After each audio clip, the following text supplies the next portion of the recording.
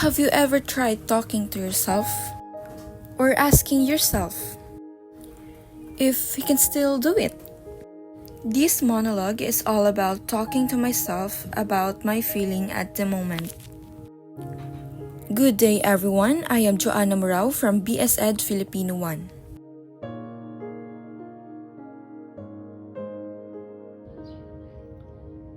Why do I feel like I am always alone? Why do I feel like I am useless? Hey self, how's your life going? I hope you're doing great. Yes, I am doing great here. But sometimes it's tiring, but I can handle it by myself. I can handle everything all by myself.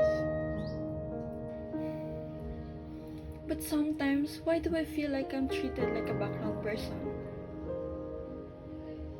Why do I always feel that way?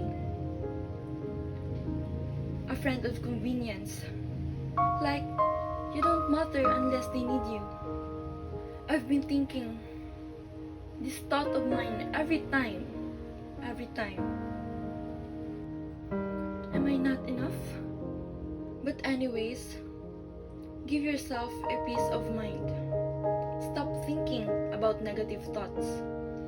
And always remember self that you're already enough.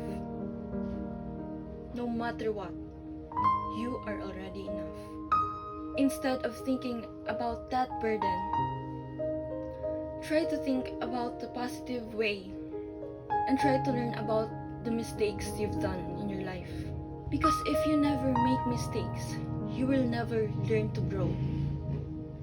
And always remember, think always the positive way, despite all the negative thoughts in your mind.